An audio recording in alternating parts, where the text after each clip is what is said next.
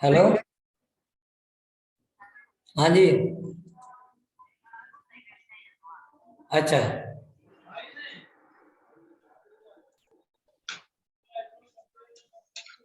ये अली रज़ा, आप अपना माइक ऑफ करें।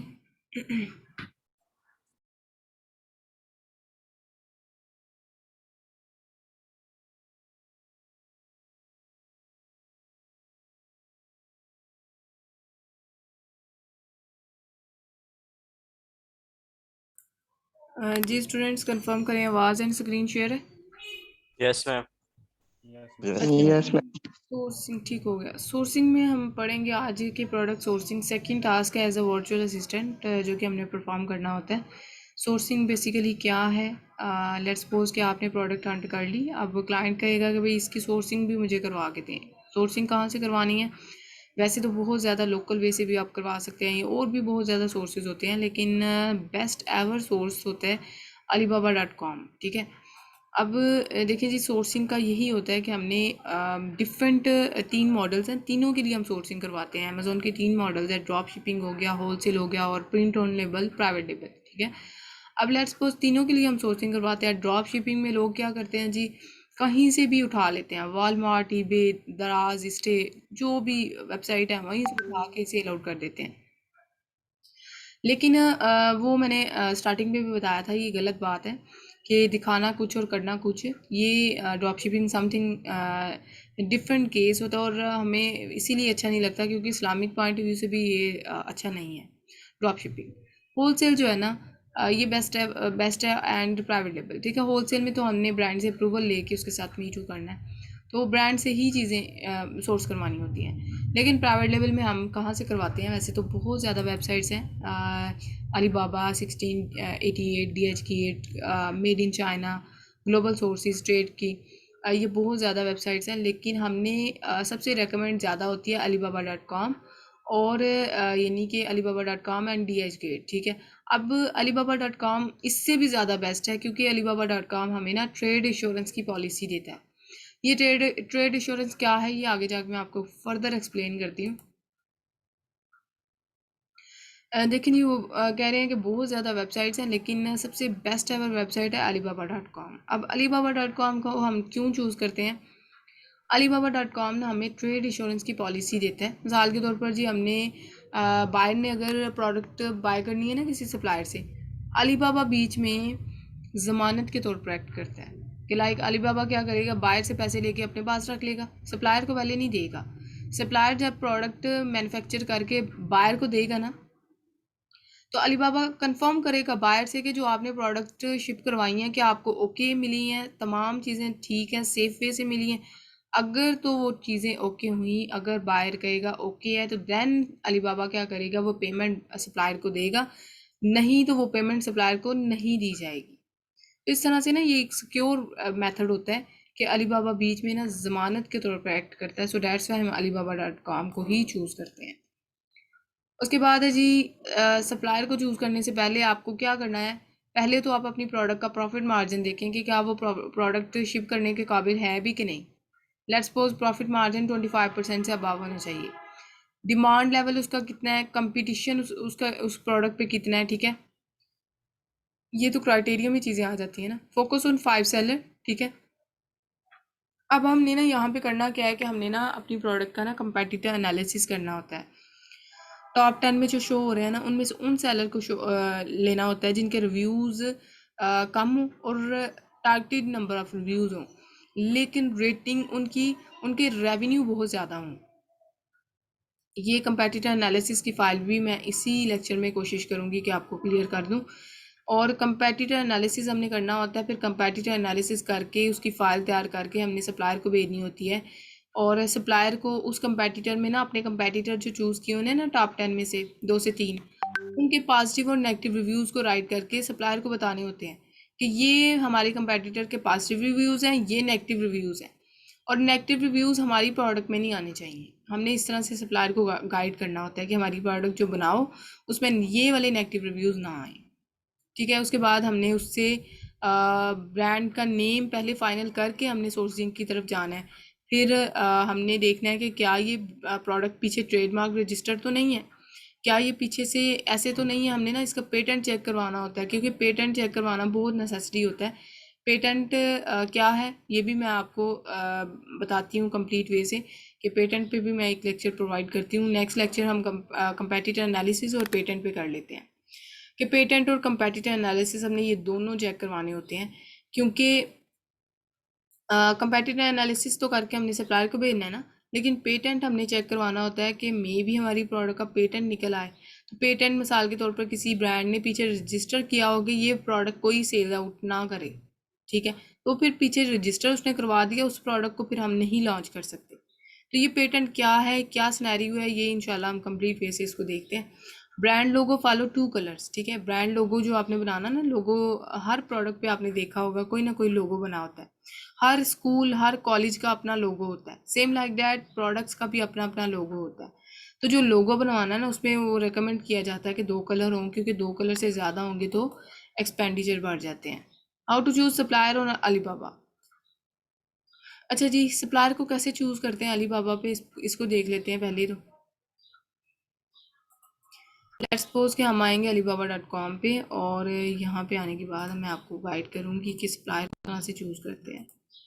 देखिए जी, ये अलीबाबा पे अकाउंट ऑलरेडी मैंने क्रिएट किया हुआ है, और इस पे आपने साइन इन कर लेना है, ठीक है।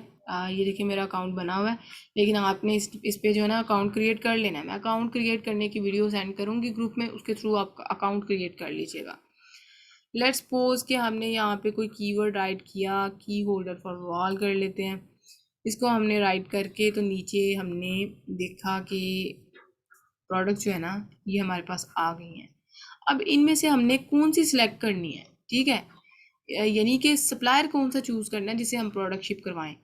यहाँ पे हमने ना एक ये देखें, पहले तो सबसे पहले हमने ट्रेड इंश्योरेंस पे टिक कर लेना और वेरीफाइड को चेक कर लेना, इन दोनों को चेक्स लगा लेने हैं, ठीक है।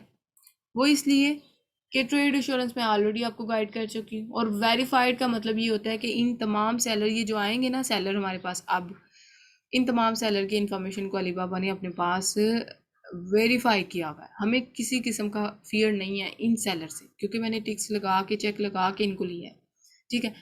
अब हमने करना क्या है, नेक्स्ट प्रोसीजर आपने क्या करना है कि आपने ना उन प्रोडक्ट्स को क्लिक करना है जो आपकी कंपेटिटर की प्रोडक्ट से रिलेटेड है। मे बी मेरी प्रोडक्ट मेरे कंपेटिटर से रिलेटेड ये वाली प्रोडक्ट है, ठीक है। मैं इसको क्या करूँगी, नेक्स्ट टैब में ओपन कर लूँगी। अब ये देखें, एक बेस्ट सप्लायर को चूज़ करने का क्राइटेरिया ये होता है कि उसके पास 3 जैम्स हो, ठीक है। उसके पास उसको अलीबाबा पे काम करते यानी कि 10 साल का 3 या 2 साल का अरसा हो गया, और इसको 8 साल शो हो रहे हैं कि 8 साल से अलीबाबा पे काम कर रहा है, ये वेरीफाइड है, ठीक है। इसकी रेटिंग देखें जी, 4 से अबव होनी चाहिए, 5 है। उसके बाद ये देखें एक्सीलेंट सर्विस का उसको वो कमांड भी मिला हुआ है अलीबाबा की तरफ से। इसको जब फर्दर नेक्स्ट टैब में ओपन किया तो इसमें ये देखें जी, इसमें देखें रिस्पांस रेट 80% होना चाहिए, इसका 87% है। ट्रांजेक्शन 50+ होनी चाहिए, इसकी पता नहीं 1 लाख प्लस जा रही हैं। उसके बाद इसमें ये चीज़ें हमने मेक श्योर कर ली, तो इट्स मीन कि ये हमारा बेस्ट सप्लायर है, हम इससे बात कर सकते हैं, हम इससे क्यूरी ये जो भी हमें चीज़ें रिक्वायर है, मतलब हमने सोर्सिंग करनी है प्रोडक्ट की, हम इससे कर सकते हैं, ठीक है। हमने फिर ये देखें कॉन्टैक्ट सप्लायर पे जाके इससे बात करनी है। सो सेम इसी तरह मैंने आपको गाइड किया कि एक बेस्ट सप्लायर को चूज़ करने का क्राइटेरिया क्या होता है, ठीक है। ये देखिए जी, 3 जैम्स होने चाहिए, 80% उसका रिस्पांस रेट होना चाहिए, ऑन साइट चेक जो हमने लगाया है वेरीफाइड, उसका 50+ ट्रांजेक्शन होनी चाहिए, वेरीफाइड पेमेंट्स होनी चाहिए, ट्रेड इंश्योरेंस हो, और हमने इसी तरह ना 20 एटलीस्ट एवरेज के हिसाब से 20 सप्लायर से बात करनी होती है, जिसमें से हमने सिर्फ 3 को फाइनल करना होता है। फाइनल करने के बाद उनसे हमने सैंपल मंगवाने होते हैं। सैंपल मंगवाने के बाद उन सैम्पलिंग की बेस पे हमने एक सप्लायर को फाइनल करना होता है, ठीक है। नेक्स्ट हम देख लेते हैं जी, what to say supplier in sourcing stage पे हमने उनसे किस तरह से बात करनी है।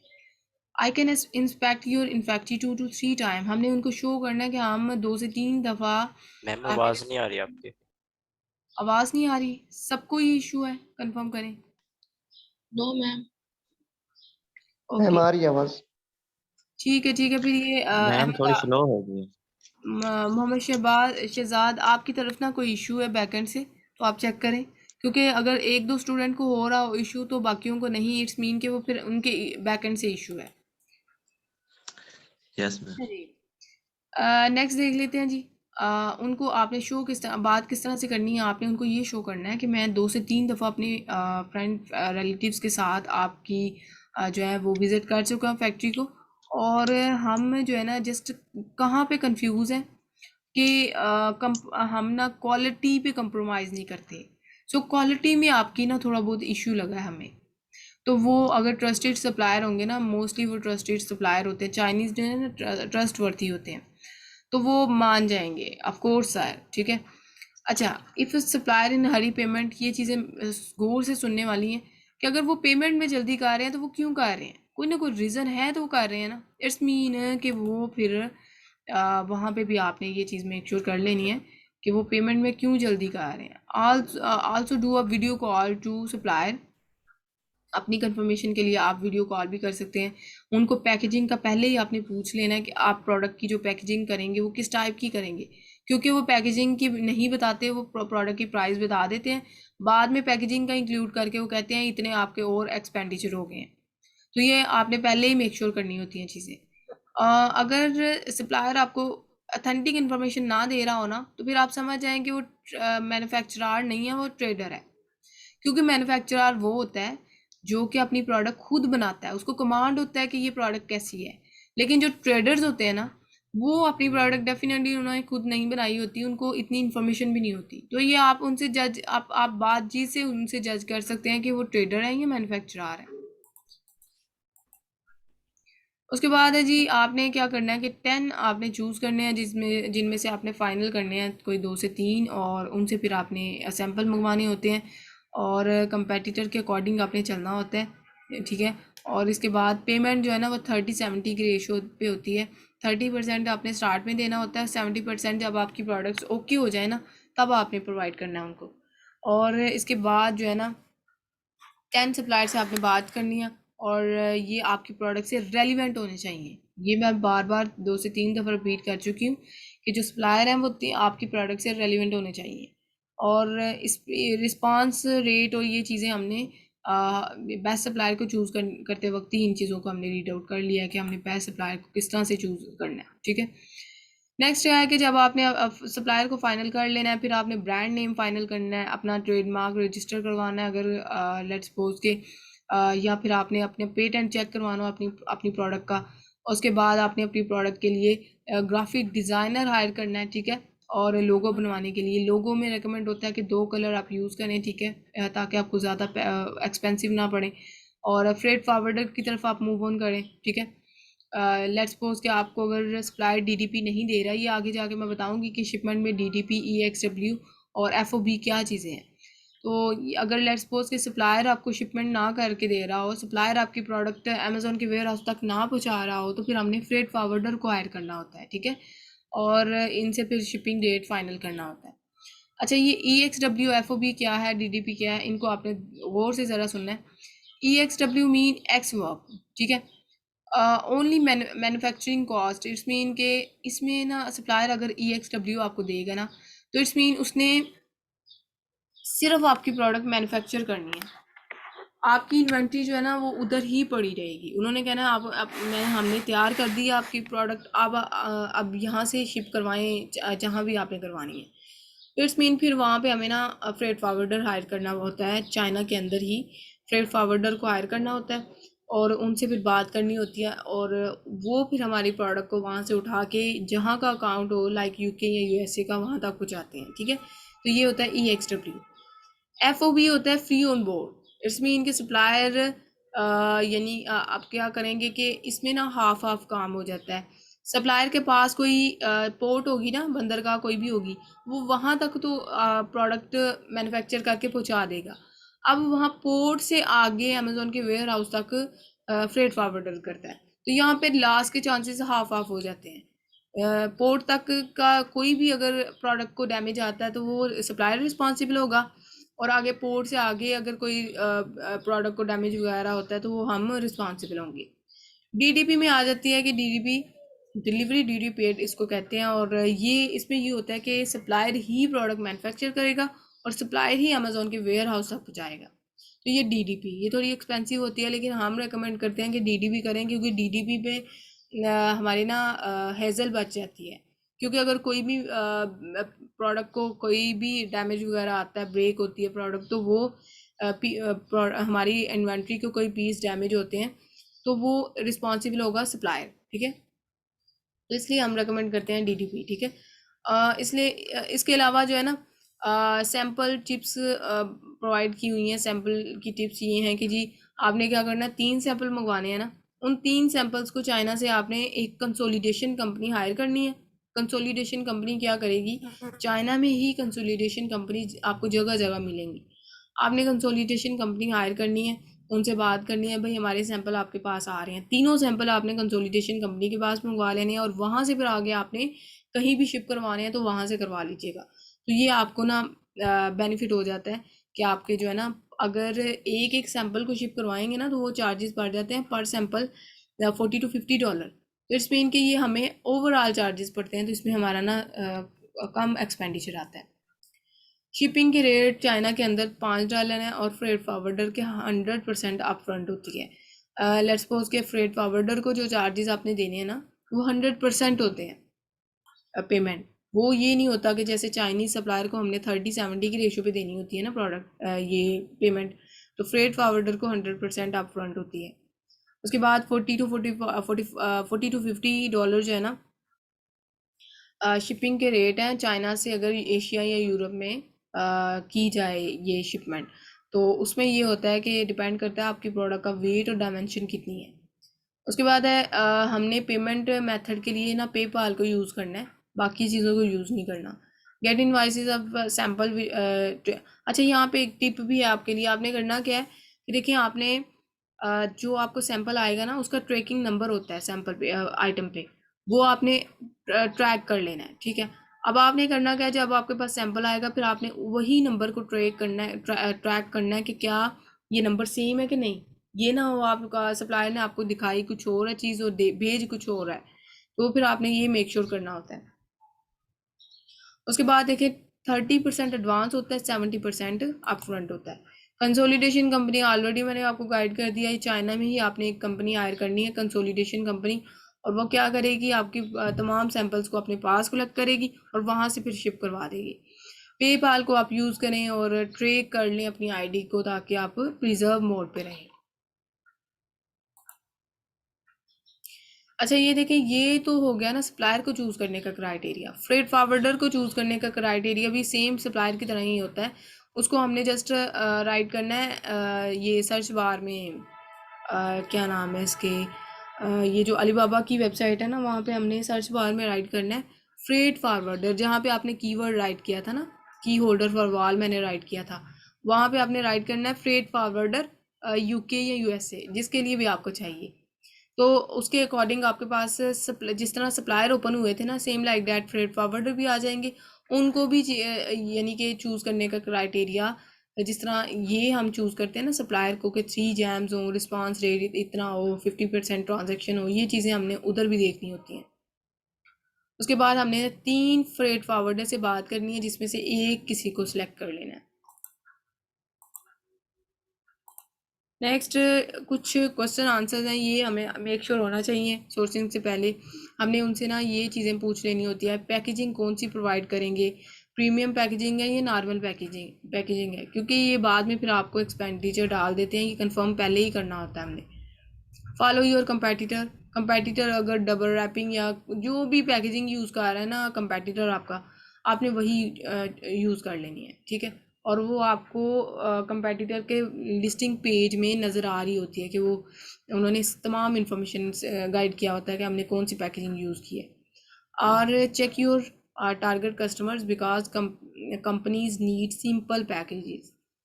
If your target customers are the female, including baby products, then use a premium packaging, ठीक है। अब आपने बेबी प्रोडक्ट्स जो हैं सेंसिटिव टाइप की या फीमेल की प्रोडक्ट सेंसिटिव टाइप की होती हैं, सो डैट्स वाई हमने प्रीमियम पैकेजिंग यूज़ करनी है। उसके बाद बैंक चार्जेस आपने पूछ लेने हैं। Usually 2.5 to 3% charges freight forwarder के होते हैं और इसके बाद 2.95% चार्जेस ट्रेड इंश्योरेंस चार्जेस होते हैं अलीबाबा के। और क्योंकि इनकी वेबसाइट्स को भी तो हमने प्रोवाइड करना ना कुछ, तो वो ये होता है कि इनकी अलीबाबा वालों को इतना चला जाता है और फ्रेट फॉरवर्डर को 2.5 या 3% चला जाता है। Can you change the design? अच्छा, अगर लेट्स सपोज के चेंज करना चाहें डिज़ाइन, या आपका क्लाइंट ही कह दे जी प्रोडक्ट का डिज़ाइन चेंज करना चाहते हैं, तो आप उनको गाइड कर सकते हैं, क्योंकि वो न्यू है, उसको आइडिया नहीं है। आपको ये हायर ही उसने इसलिए किया है क्योंकि आपको काम आता है। आपने करना क्या है, उसको गाइड कर सकते हैं भाई। देखें, डिज़ाइन अगर हम चेंज करेंगे ना तो उसका ये नुकसान आएगा कि हम अपने कंपेटिटर से हट जाएंगे। ठीक है, हमने कंपेटिटर के अकॉर्डिंग अमेजोन की फील्ड में जाना होता है, सो इसलिए हम डिज़ाइन इसी को चेंज करेंगे। और लेट्स सपोज कि अगर ना माने वो कि डिज़ाइन थोड़ा चेंज कर लो, तो फिर आपने किसी भी वेबसाइट पे जाके पहले उसका ट्रेंड चेक करें कि इस प्रोडक्ट का ट्रेंड कैसा जा रहा है, तो फिर उसके अकॉर्डिंग आप उसको चेंज कर सकते हैं। अलीबाबा सप्लायर वेटिंग, अलीबाबा से आपने स्टार्ट करना है, ठीक है। और उनको ये व्हाट्सएप पे भी आ जाते होते हैं, लेकिन वो जो मैंने आपको ऑप्शन दिया है ना कॉन्टैक्ट अस, वहाँ पे जाके आप अलीबाबा के ही पेज पे कॉन्टैक्ट सप्लायर या कॉन्टैक्ट अस जो भी ऑप्शन था उसके थ्रू भी आप कर सकते हैं, या फिर वो व्हाट्सएप पे भी आ जाते होते हैं। क्योंकि आपने जब अकाउंट क्रिएट करना है ना, वहाँ पे आपने अपना नंबर देना है, तो नंबर के थ्रू आपको अप्रोच कर लेते होते हैं। वही चैट, ठीक है, या वही चैट पे भी आप कर सकते हैं। वही चैट वैसे बेस्ट होती है। बेस्ट तो वैसे ये है कि उनकी वेबसाइट से बात की जाए, अलीबाबा की वेबसाइट पे कॉन्टैक्ट अस के थ्रू बात की जाए, लेकिन वही चैट के थ्रू भी बात कर सकते हैं, क्योंकि वही चैट पे वो ज़्यादा एक्टिव रहते हैं। उसके बाद अगर वो स्टार्ट हो जाए कम्युनिकेशन के लिए, फिर आप नेगोशिएशन की तरफ चले जाएं। Ask him for price and trying to cheap rate, ठीक है, उनको प्राइस के बारे में कहें और उनको चीप रेट का कहें कि कम से कम प्राइस में आपको प्रोडक्ट मिल जाए।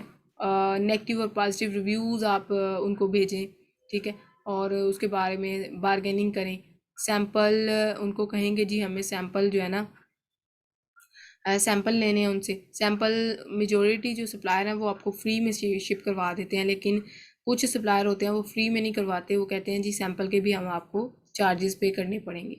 Ask for master carton dimension size weight, ये चीज़ें आप कंफर्म करें कि जो कार्टन आप बेचेंगे, जिस कार्टन में आपने प्रोडक्ट भेजनी है, उसकी डायमेंशन क्या है, साइज़ क्या होगा, वेट क्या होगा, ठीक है, कितने मास्टर कार्टन में कितने पीस आएंगे। आफ्टर फाइनलाइजिंग द सप्लायर और prices, ask him to manufacture your product in 15 to 20 days। उनको आप डेडलाइन दें जी 15 to 20 days में हमें प्रोडक्ट मिलनी चाहिए। अगर वो 15 to 20, तो वैसे बड़ा बड़ा ही मुश्किल है। आजकल तो वैसे ही बड़े बिगड़े हुए हैं। कोरोना के बाद ना सप्लायर जो है ना चाइनीज़ में बहुत ज़्यादा बिगड़ गए हुए हैं। पहले हमें बड़ी अच्छी अच्छी प्राइस मिल जाती थी, तो अब आके ना तो ये प्राइस अच्छी नहीं देते। तो लेकिन हमें इनसे बार्गेनिंग करनी होती है, एफर्ट्स के साथ ये सोर्सिंग होती है, ठीक है। तो जो चीज़ें बताई हैं यही टिप्स एंड ट्रिक्स उनके साथ इम्प्लीमेंट करने होते हैं। उसके बाद देखें जी, हाउ टू डू, यानी कि Alibaba waiting get your listing done, ठीक है। जब तक आपने सप्लायर को गो हिट दे देना ना कि आपकी प्रोडक्ट मैन्युफैक्चर करिए, तब तक आपने लिस्टिंग क्रिएट कर लेनी है। लिस्टिंग क्रिएट करके आपने देखना होता है कि क्या कोई इशू तो नहीं क्रिएट कर रहा, ठीक है, यानी कि अमेज़ोन आपकी प्रोडक्ट पे, और डमी लिस्टिंग क्रिएट करनी होती है। फिर आपने 3 सप्लायर से जो है ना इमेजेस जो हैं वो मंगवाने होते हैं, 3D इंक्लूडिंग मेन इमेजेस, ठीक है। अब इमेजेस जो है ना स्पेशली आपने फोटोग्राफर हायर करना होता है और उसके थ्रू आपने इमेजेस क्रिएट करने होते हैं। सप्लायर के इमेजेस नहीं आपने यूज़ करने। गेट इनोग्राफिंग and sizing done of product and make website, ठीक है। कुछ लोग वेबसाइट भी क्रिएट कर लेते हैं कि ट्रैफिक हमारी प्रोडक्ट पे आ सके, लेकिन हम रेकमेंड करते हैं कि आप पीपीसी चलाएं। पीपीसी बेस्ट एवर ऑप्शन होता है। स्टार्ट हंटिंग अ प्री ऑर्डर, अब आप क्या करें कि पहले आपने ये कर लिया तमाम, और फिर आपने डेफिनेटली फर्स्ट इन्वेंट्री के बाद सेकंड इन्वेंट्री की तरफ भी मूव ऑन करना होता है, जिसमें आपने सेकंड इन्वेंट्री को भी देखना होता है कि उसके लिए भी हम, और बेस्ट सप्लायर मिल जाए तो बार बार जितनी भी दफ़ा हमने इन्वेंट्री को सोर्स करवाना है वो उसी सप्लायर से हमने करवाना है। यहाँ तक क्वेश्चन है किसी का तो करें, तो देन हम नेक्स्ट मूव ऑन करते हैं।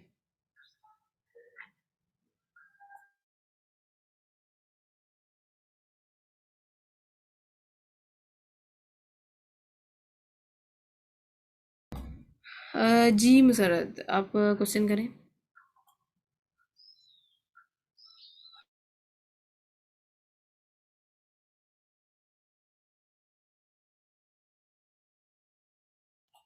मसरत आपका हैंड रेज है और क्वेश्चन करें आप। मैम जी अस्सलाम वालेकुम। जी वालेकुम अस्सलाम। मैम जी अहमद भाई और मैंने 2 प्रोडक्ट्स हंट की थी, तो वो हम आपको इनबॉक्स में सेंड करें उसके सारे स्टेट्स वगैरह। जी जी, आप मुझे इनबॉक्स में सेंड कर दीजिएगा और मैं चेक कर लूँगी। और मैम जी एक मेरा और क्वेश्चन है, वो मैम जी जो आपने बताया था कि BSR होता है, बेस्ट सेलर रैंक, वो भी हमने प्रोडक्ट हंटिंग में देखना होता है कि वो कितना होना चाहिए? नहीं नहीं, BSR नहीं हमने देखना होता, क्योंकि क्राइटेरिया में BSR मेंशन नहीं है, सो हमने सिर्फ क्राइटेरिया को फॉलो करना है। Okay ma'am, thank you. जी जी वेलकम। और किसी का क्वेश्चन?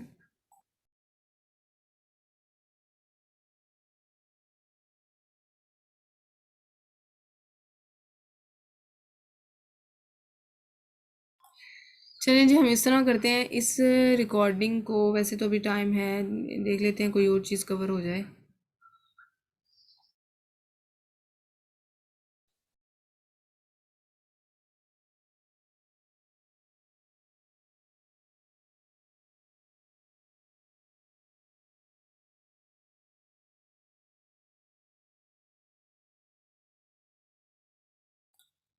अच्छा जी, ये सोर्सिंग टिप्स एंड ट्रिक्स भी साथ ही देख लेते हैं। Sourcing tips and tricks, let's suppose कि देखें जी, हमने सबसे पहले पेटेंट चेक करवाना होता है, ठीक है। पेटेंट चेक करवाना होता है, और पेटेंट क्या है, ये पेटेंट के बारे में ना मैं अगले लेक्चर में आपको ये कंफर्मेशन कंप्लीट वे से गाइड करती हूँ। अभी जस्ट हम जो है ना ये टिप्स एंड ट्रिक्स देख लेते हैं। पेटेंट एंड कंपेटिटर एनालिसिस हम नेक्स्ट लेक्चर में इसको मूव ऑन करते हैं। डमी लिस्टिंग आपने क्रिएट करनी होती है, जैसे कि मैंने आपको गाइड किया कि डमी लिस्टिंग क्रिएट करके आप देखते हैं कि अगर कोई भी अमेज़ोन इशू उठा रहा है उस प्रोडक्ट पे, तो फिर आपने केस ओपन करना होता है, उसके थ्रू आपने इशू को रिजॉल्व करना होता है। नेक्स्ट आपने जी सप्लायर से कांटेक्ट करना है। सप्लायर से कौन सी चीज़ें फाइनल करनी होती हैं। आपने 5 से 6 कंपेटिटर्स को, यानी कि वैसे 3 से 4 कंपेटिटर को आपने चूज़ करना है। Select the listing with decent revenue, ठीक है, और वो आपने कंपेटिटर चूज़ करने हैं जिसके रिव्यूज़ कम, रेवेन्यू ज़्यादा होगा, ठीक है। उसके बाद जी आपने क्या करना है कि जिस कंपेटिटर के रिव्यूज़ हाई होंगे उसको आपने चूज़ नहीं करना। Select the competitor. Amazon must not be top seller in your competitor, and Amazon top पे ना हो। 1 to 2 कंपेटिटर आपने फाइनल किए। हम वैसे रिकमेंड करते हैं कि आप 3 कंपेटिटर चूज़ करें। रीड द नेगेटिव रिव्यूज़, ठीक है, उनके नेगेटिव रिव्यूज़ और पॉजिटिव रिव्यूज़ की एक फ़ाइल बनाएं। ब्रांड नेम आपने पहले सोच के रखना होता है, ठीक है, फाइनल करके रखना होता है। इसके बाद ब्रांड लोगो भी, ठीक है, ब्रांड लोगो भी आपने लगवाना है, और ब्रांड लोगो में रेकमेंड किया है कि 2 कलर हों। सिलेक्ट योर सप्लायर, सप्लायर को चूज़ करने का क्राइटेरिया मैंने बहुत प्रैक्टिकली भी आपको बताया कि कैसे चूज़ करना है। नेगोशिएशन के लिए कुछ टिप्स हैं, ठीक है, और ये सेम लाइक डैट आपने उनको शो करना होता है कि हम इंडिविजुअल नहीं हैं, हम बिजनेस कंपनी के ऑनर हैं। कंपनी के ऑनर की बेस पे आपने बात करनी होती है, उन्होंने कहीं कोई जाके आपकी कंपनी को नहीं देखना, जस्ट आपने उनके उन पे उनके ऊपर ना इंप्रेशन डालना होता है। While contacting supplier, don't show him you are an individual. Always communicate as a company employee. For example, tell him I am a procurement manager of XY company. ठीक है, कोई भी कंपनी का नेम राइट कर लें, उन्होंने कोई confirmation नहीं करनी होती है आपकी। और इसके बाद आपने उनको ना शो करना होता है कि प्रोडक्ट के बारे में प्राइस फिक्स करनी होती है। प्राइस आप पूछें, MOQ पूछें कितने दे रहे हैं। उसके बाद आप उनको ना ये कहें कि जी आपने उनको ये शो करना है कि हमारे पास और भी सप्लायर हैं जो कि हमें अच्छी अच्छी प्राइस दे रहे हैं, तो लेट्स सपोज कि अगर हमें वो इतने की प्राइस दे रहे हैं तो हम आपसे इतने की क्यों लें, यानी इस तरह से आपने उनसे ना बार्गेनिंग करनी होती है। उसके बाद नेक्स्ट आपने ना अपने कंपेटिटर को उनको चूज़ करना, उन सप्लायर को चूज़ करना जो कि आपके कंपेटिटर के प्रोडक्ट से मैच कर रहे होंगे, ठीक है। After finalising the supplier, tell him about for the same price for at least next 6 months, ठीक है। Ask and take a screenshot of your email. जो भी आपने सप्लायर फाइनल करना है ना, उनसे स्क्रीनशॉट ले लेनी है, ताकि आपने नेक्स्ट कभी भी आपने उनसे अगर ये सोर्सिंग करनी है तो फिर आप उन्हीं से करनी होती है हमने, ठीक है। सप्लायर को आपने वही स्क्रीनशॉट ऐड करके हमने सेंड करना होता है कि हमने आपसे इस प्राइस में प्रोडक्ट ली थी, तो हमें अब भी आपसे लेनी है।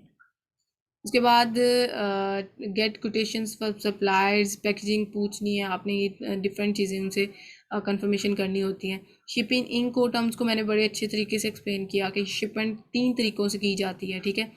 उसके बाद टिप्स है कि आपने लो कास्ट में किस तरह से उनसे प्राइस लेनी है।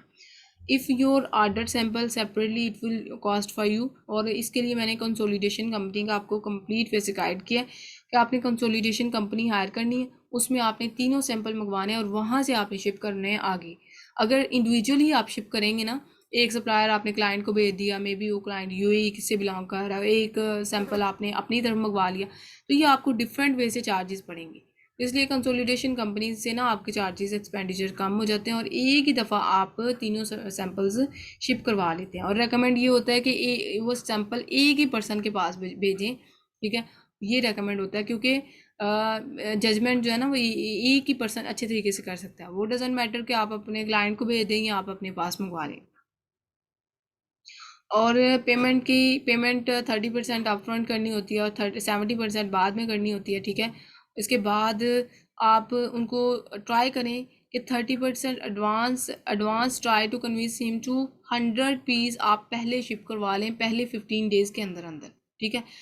बेशक बाय एयर के थ्रू करवा लें, वैसे तो शिपमेंट बाय शिप होती है, लेकिन हमने ना बाय एयर इसलिए करवानी है क्योंकि स्टार्टिंग के 15 डेज़ बड़े क्रूशियल होते हैं। अमेज़ोन ना खुद भी आपको प्रमोट कर रहा होता है कि इन डेज़ में आप पीपीसी रन करें, अपनी प्रोडक्ट को रैंक करें। सो इसलिए हमने ना वो 15 डेज़ ज़ाया नहीं करने, उसमें हमारी कोशिश होती है कि हम 100 पीस जो है शिप करवा लें ताकि हम अपनी लिस्टिंग को लाइव करके अपने पीस सेल आउट करना शुरू कर दें।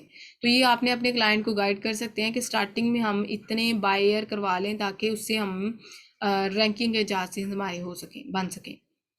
इंस्पेक्शन कंपनी आपने हायर करनी होती है, चाइना में ही एक इंस्पेक्शन कंपनी हायर करते हैं जो कि आपकी प्रोडक्ट जाके देखती है कोई पीस डैमेज तो नहीं, कोई पीस इस तरह से वो फिर आपको बताते हैं कि जी इतने पीस डैमेज है। अगर लेट्स सपोज कोई डैमेज निकल आए पीस, तो हमने सप्लायर को पूछना होता है भाई आपसे हमने इतने पीस लिए हैं तो इतने तो बीच में से डैमेज है, तो फिर हम उनसे और बार्गेनिंग कर लेते हैं कि भाई हमें अब प्राइस इतनी नहीं इतनी दे।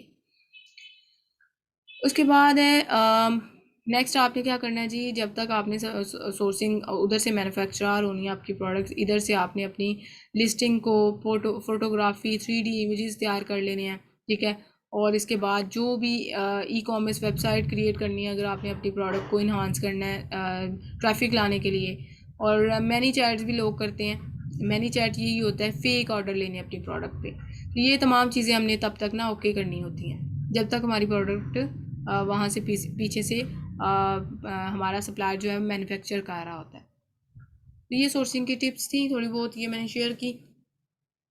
नेक्स्ट लेक्चर में हम देखेंगे पेटेंट क्या है और पेटेंट के अलावा कंपेटिटर एनालिसिस क्या है। और इसके अलावा कंपेटिटर एनालिसिस के अलावा यानी कि हमने ये एक होता है कि सप्लायर जो है ना, चाहे ये सप्लायर एक तो ये होता है कि हमने खुद इनको अप्रोच करना होता है। सेकंड ऑप्शन ये होता है कि हमें खुद अप्रोच करते हैं, एक ऑप्शन होता है RFQ फॉर्म, वो हमने सेंड करना होता है, उसके थ्रू सप्लायर हमें खुद अप्रोच करते हैं। ये क्लास तो हमारी एंड होने वाली है और नेक्स्ट क्लास में मैं RFQ को कवर करूँगी और साथ जो रिमेनिंग हमारी चीज़ें हैं कंपैटिटर एनालिसिस या इस तरह की, उसको हम कवर करेंगे। जी जी मुसरत, क्वेश्चन करें। मैम जी ये हम फोटोग्राफर कहाँ से हायर करते हैं? फोटोग्राफर आपने हायर करने होते हैं तो आप फेसबुक पे लगा लें या फाइवर से ये सर्विस ले लें, या फेसबुक पे लगा लें नीड अ फोटोग्राफिक सर्विस, तो आपको बहुत ज़्यादा फोटोग्राफर मिल जाएंगे। Okay ma'am, thank you. जी जी वेलकम। किसी और को कन्फ्यूजन है, कहीं भी कोई भी पॉइंट क्लियर नहीं हुआ तो डिस्कस करें।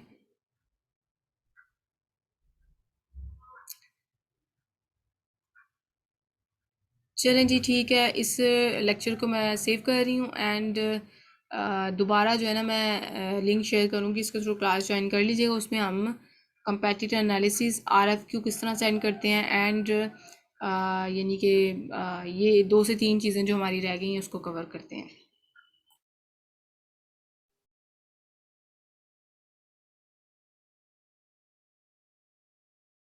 जी अहमद आप क्वेश्चन करें। मैम अस्सलाम वालेकुम। जी वालेकुम सलाम। मैम मुझे ये फाइल चाहिए थी। ये फाइल ये जो अच्छा, इसमें भी मैं आपको गाइड कर देती हूँ। ये जो इम्पोर्टेंट वन फाइल्स होती हैं ना, ये मैं अपने स्टूडेंट्स को के साथ शेयर करती हूँ, तो ये इंशाल्लाह मैं ग्रुप में आपको सेंड कर दूँगी, ठीक है? ठीक है मैम, थैंक यू। वेलकम।